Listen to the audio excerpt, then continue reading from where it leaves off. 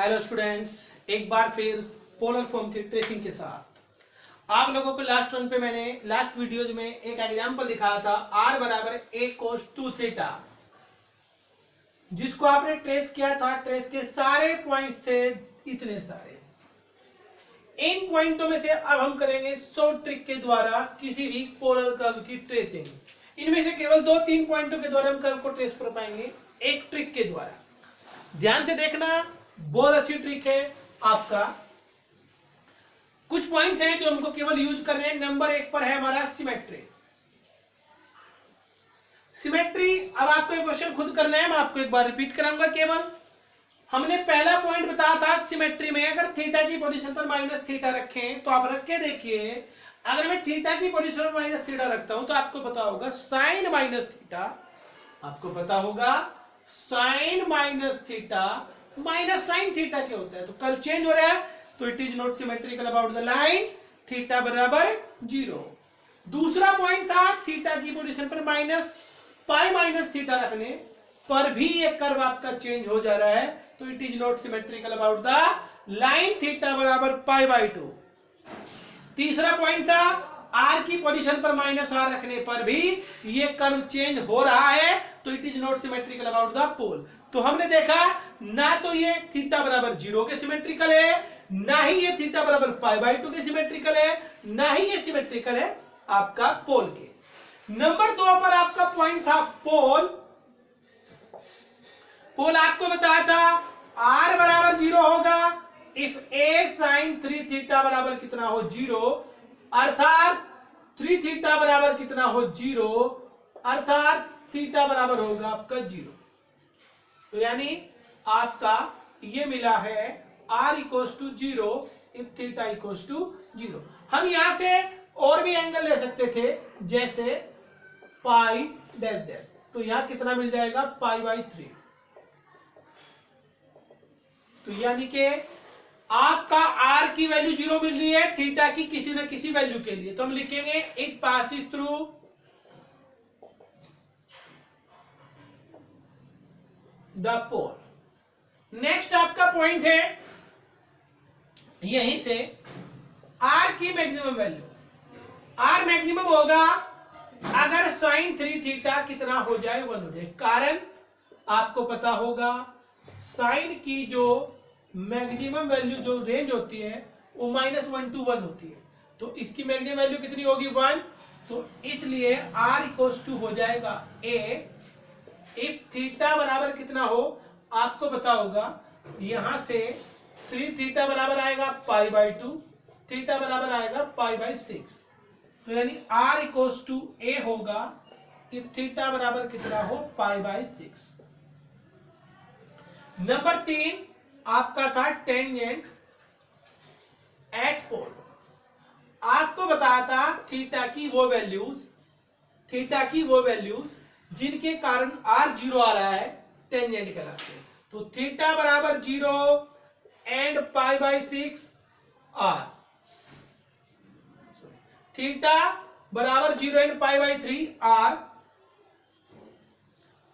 Tangents at pole क्या कहलाएंगे? Tangent at पोल कहलाएंगे। और दोस्तों मुझे बाकी पॉइंट्स यूज नहीं करने हैं। मैंने आपको बताया था अगर n की वैल्यू यहां आपको इसकी कंपेयरिंग किससे करनी है? साइन n थीटा से। n बराबर कितना है 3 कैसा नंबर होता है ओड, तो नंबर ऑफ लूप्स कितने बनेंगे? नंबर ऑफ लूप्स बनेंगे 3। चलिए हम कर्व को ट्रेस करने का काम करते हैं। एक कोऑर्डिनेट प्लेन बना लिया। मैंने आपको लास्ट क्वेश्चन में भी बताया था कि अगर n की वैल्यू जितनी भी है, यहां कितनी है 3, जितनी भी n की वैल्यू होगी ये क्वाड्रेंट आपका प्रत्येक क्वाड्रेंट उतने ही पार्ट्स में डिवाइड हो जाएगा। जितनी n की वैल्यू होगी तो ये पार्ट्स में डिवाइड हो जाएगा और डिवाइड होगा इक्वल। यानी एक क्वाड्रेंट आपका 90 डिग्री का एंगल बनाता है। अगर उसे 3 से डिवाइड करूं तो 30 यानी कि पाई बाई 6। तो आप एक पाई बाई 6 की लाइन ड्रॉ कर लीजिए। प्लस पाई बाई 6 और ऐड कर दें तो ऐसे, यानी ये लाइन बनेगी पाई बाई 6 की, 2 पाई बाई 6, 3 पाई, यानी पाई बाई 3 और 90। ऐसे ही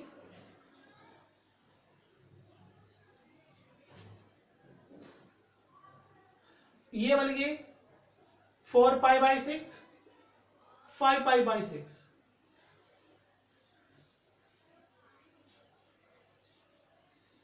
ये बन गई 6 पाई बाई 6, 7, 8, 9 पाई बाई 6,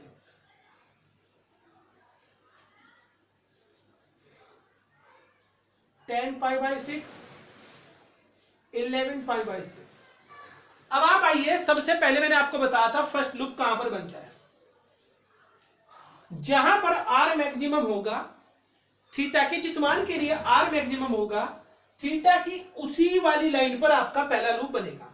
तो थीटा बराबर कौन सी लाइन पर मैक्सिमम है, आर, थीटा बराबर पाई बाई 6 पर, तो पहला लूप पाई बाई 6 पर बनेगा। तो पाई बाई 6 पर आर की वैल्यू ए हमने ऐसे बना दी और इससे एक लूप बना दीजिए, ये बनेगा पहला लूप। बात आती है दूसरा लूप कहां पर बनेगा, तो सेकंड लूप जो बनेगा वो बनेगा फर्स्ट लूप कितने पर बना, पाई बाई 6 पर, plus 360 upon number of the loops. तो अगर मैं इसमें एलसीएम लूं तो बन गया 5 by 6 upon 5 pi upon 6, 5 pi upon 6 ये रहा।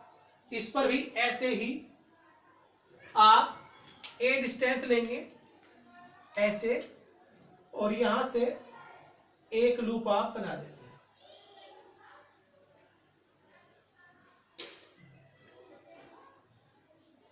तो ये बन गया सेकंड लूप। बात आती है थर्ड लूप की, जहां पर सेकंड लूप बना है वो एंगल था 5 पाई अपॉन 6 प्लस 360 अपॉन 3, तो यानी 2 पाई बाई 3, तो बन गया 5 पाई, 4 pi upon 6, 9 pi by 6। 9 pi by 6 वाली लाइन ये है, यहां भी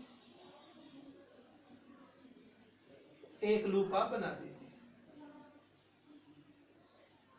दोस्तों ये हमारे 3 लूप बने हैं।